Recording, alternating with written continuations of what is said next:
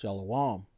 I'd like to start out by giving all glory, praise, and honor to Yahweh Bahasham, Yahweh Shai Bahasham, or Chakwadash. Double honors to the elders and apostles of the Great Millstone, and Shalom to the elect of Israel. This is Thamayim in Atlanta, and I woke up this morning thinking about how some people just can't get it. They can't get the truth of the scriptures. They can't get the truth of this world. They just can't get it, even if it's in their face. And I understand that the Lord has just blinded them and has not given them the truth, but it's still something that I think about often. Wow, that's right in your face. You have all these examples. You're given a simple explanation for it, but it still is something that in your mind you cannot get. And it blows me away. In particular, I saw on Reddit a few days ago, this guy posted his hospital stay, or himself in the hospital after he had taken the snake bite, and he documented his whole journey. He's still in there, and he got banned from certain subreddits, and people were attacking him for even putting this up. But the truth is that those snake bites that got started coming out after the thing of 2020, that those things hurt people, those things killed people, those things maimed people, and have caused a lot of health problems for certain people. But some people cannot see that. They can't get it at all.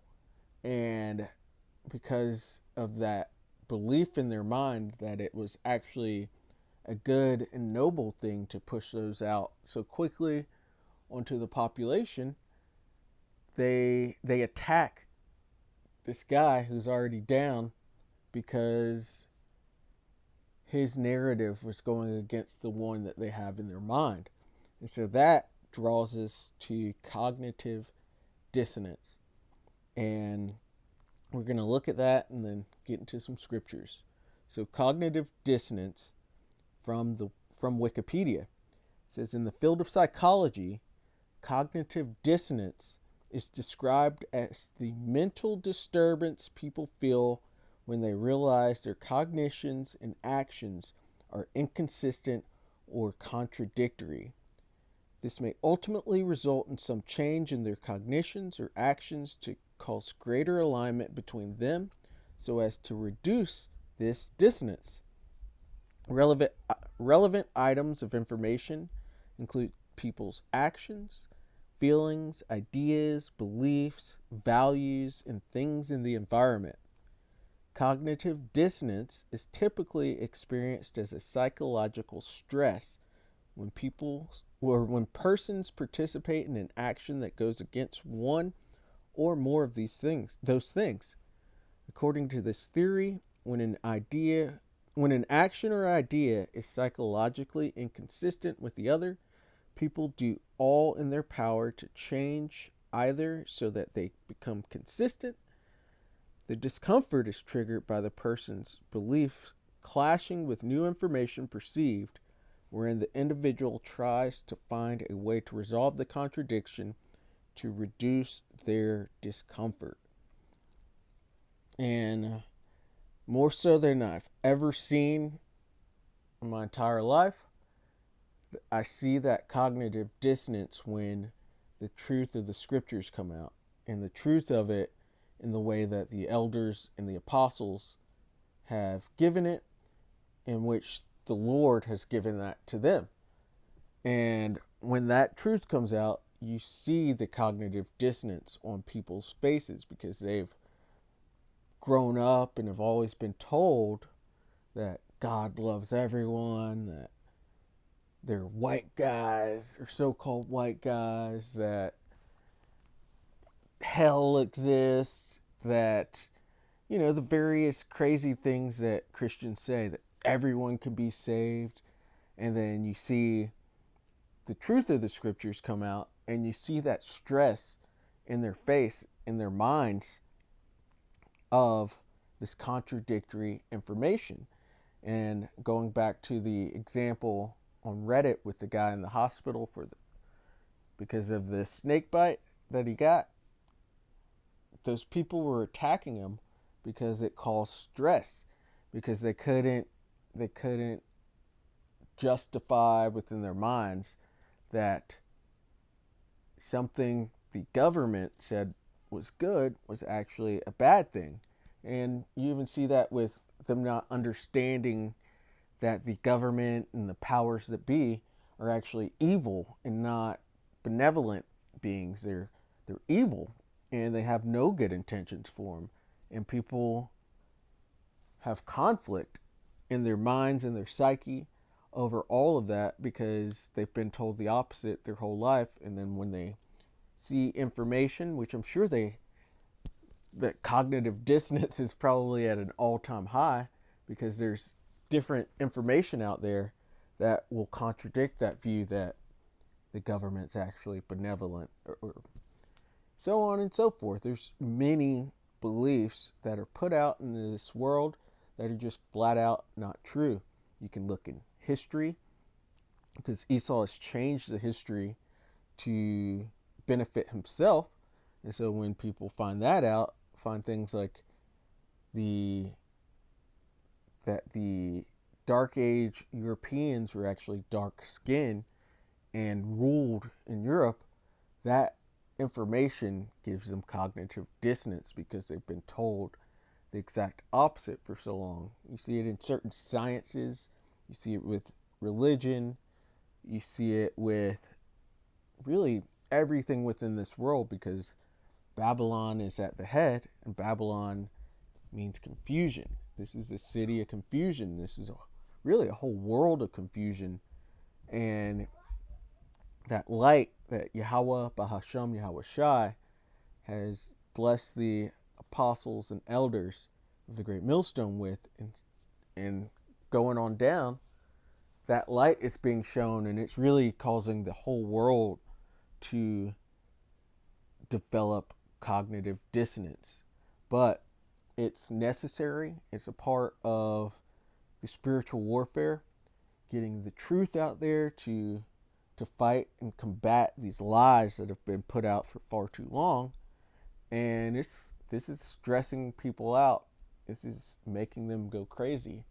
I'm sure the pharmaceutical industry doesn't mind it one bit, but these people with their false beliefs are hurting, and it's going to get even worse. Imagine when Yahushua returns and they see these chariots in the sky that they've been told are UFOs and aliens, and they're going to imagine that the earth is being invaded, and they're going to have heart attacks. It speaks of men's hearts failing themselves for seeing the things that are coming.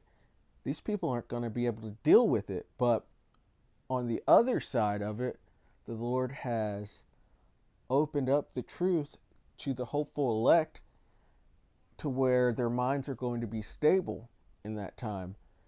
It says, it was in Jeremiah 33, I believe, wisdom and knowledge. Let's go right there, actually, because that's the word stability is our camp's word of the week, so we might as well check that out.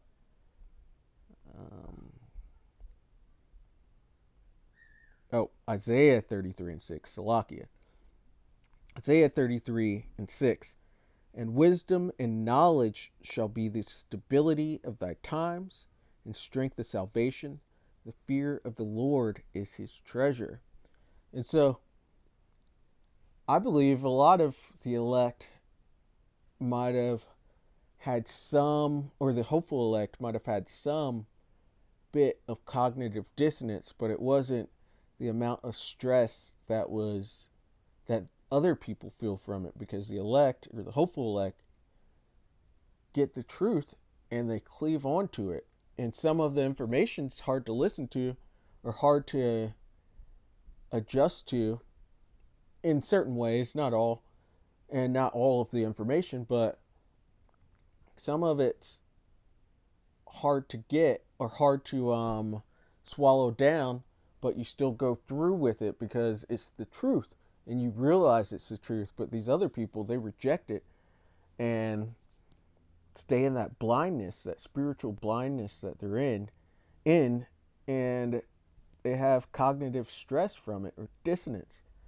But the elect, the Lord has given the truth out, and it's going to bring stability to the hopeful elect in that day of trouble because they already know what's coming. They know the truth of the matter and who salvation is for, and it's going to keep the stability within their minds and no cognitive dissonance when the chariots come, because we're going to know what those chariots are. We're going to know that those are the chariots of Yahweh B'Hashem Yahweh Shai, and not here for our destruction. But the others are going to be completely unstable and completely in a complete chaotic form, or mental chaos. But moving on, John 8 and 32. And it says, "And ye shall know the truth, and the truth shall make you free." And so there's all these false beliefs out here, but Yahweh B'Hashem Yahweh Shai has revealed it to the apostles and elders of the Great Millstone, and they've revealed it to us, and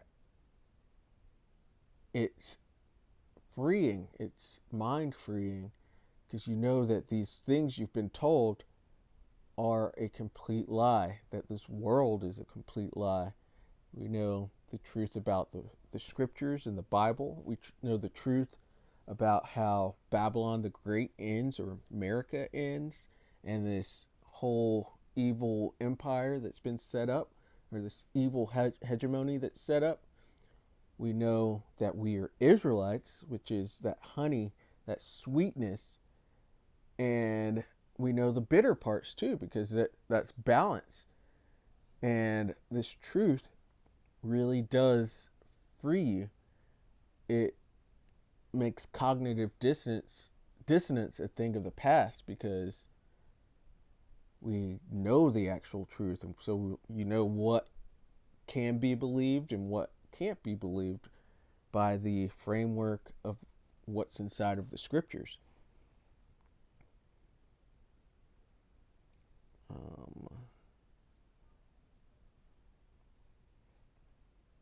Romans 11 and verse 7, because even within Israel there are individuals that are spiritually blinded still.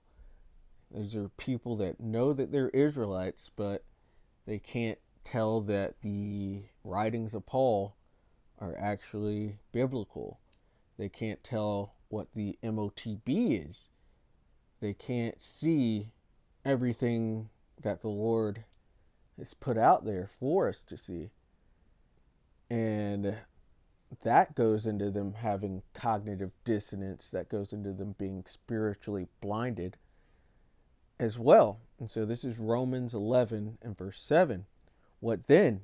Israel hath not attained that which he seeketh for, but the election hath obtained it, and the rest were blinded." So we do know that the Lord has blinded certain individuals from seeing the truth, because if they knew the truth, they would be on that path to be saved. But the mind is really crazy.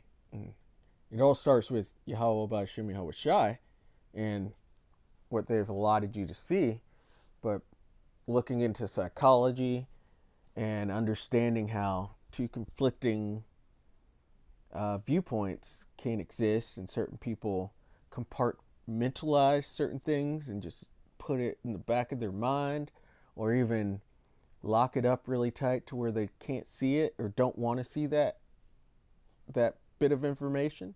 But the psychology of the mind is really wild, but it really just goes into the Lord blinding these individuals. And a lot of people that can't see this stuff, it's really just fear. They are too afraid to see it because the implications of you having an evil government, that's scary to a lot of people. The implications of history being a complete and total lie, that is scary to people. The truth of the scriptures in general is extremely fearful to people. It's a book filled with lamentation, mourning, and woe. And so they've changed it into, because they can't deal with it, they've changed it into this love doctrine and puppies and rainbows and hearts and all that kind of stuff, when it's really, as I said, a book of lamentation, mourning, and woe. It's a dark book with dark sayings in it. And there is that sweetness within it, but the Lord's the power of balance. So there's that, however sweet it is, it's also going to be that much bitter for people to take down. This is 2 Thessalonians chapter 2 and verse 8. And then shall that wicked be revealed, the wicked being the Edomites, who are currently in power. They're currently in their heaven right now. And these are the people that the earth calls the people of the Lord, or those small hatters that are occupying the Lord's land currently. And this being the rest of the so-called Caucasians, or the so-called white people. These are the wicked. These are the biblical Edomites. And I will say that just because you are a so-called white person doesn't mean that you are an actual Edomite, because the nations are somewhat mixed up, and if that's the correct way to say it, but you are what your father is. And Israel's been scattered throughout the four corners of the earth, so we're going to come back looking like the different nations, and the other nations have done it as well. The Edomites have scattered themselves or spread themselves, especially through their colonizing and their taking of territories, and they had children with the women of these different lands. And so you have Edomites that look all sorts of different ways. Just like you're going to have the different nations that might be called white, because white's not a nationality, but they might come from another nation, any of the other biblical nations, including the Israelites. And so it's not just an all so-called white people and all so-called small hatters. It depends on where your father comes from. But for the most part, so-called white people and the small hatters are the biblical Edomites. And that's who the wicked of the scriptures are. Because Esau is the end of the world, and Jacob's the beginning of it that follows. So the most influential and in power people are going to be the Edomites, the sons and daughters of Esau Edom. And that's where we are right now. We're at the end of the world. And so you look up, and who is running it? Who owns the banking? Who owns the media? Who owns most of the industries?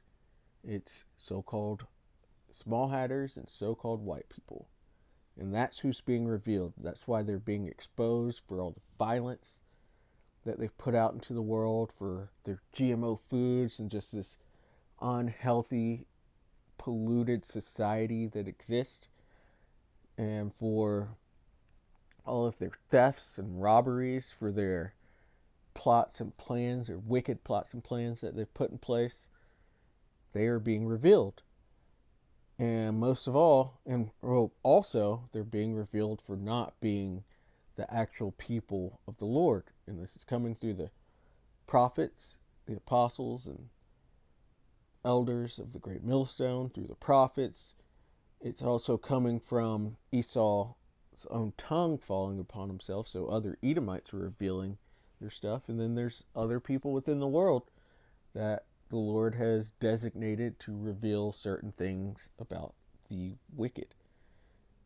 And so, in that revealing of the wicked is causing certain information to come up, which is bringing cognitive dissonance on these people on a very wide scale. And some people are just, they're going into their safe place within their mind and sticking with what they've been told, even though the truth is coming out currently.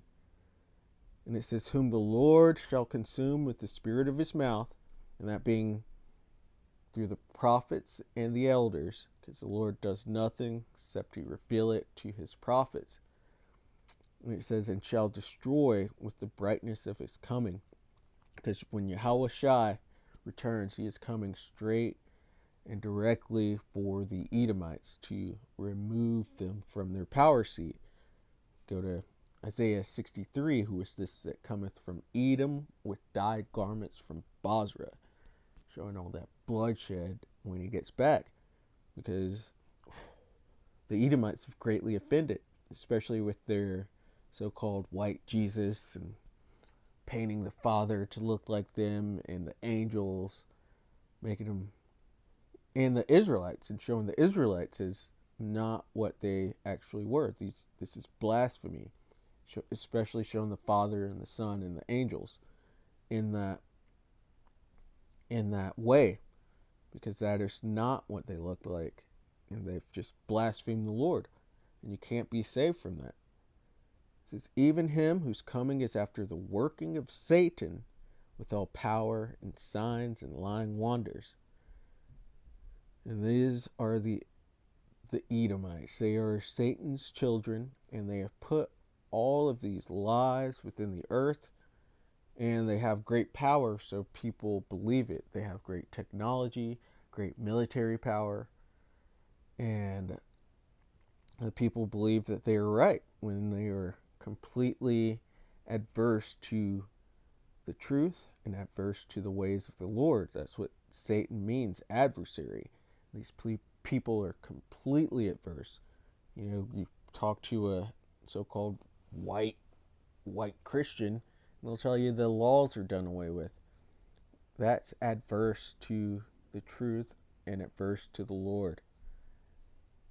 He says, and with all deceivableness of unrighteousness in them that perish, because they received not the love of the truth, that they might be saved. So these people that reject the truth, reject the Lord's truth first and foremost, but also these untruths and lies that are within the earth. Like going back to that snake bite, some people just cannot see it, and they reject it because they really believe in it. They believe that it's a good thing and that it helped the world come out of being locked down. But these people, says they're going to perish, which a lot of them aren't even Israelites, because to get salvation, you need to be of the elect. You need to be of the nation of Israel, and then the Lord has his elect within there.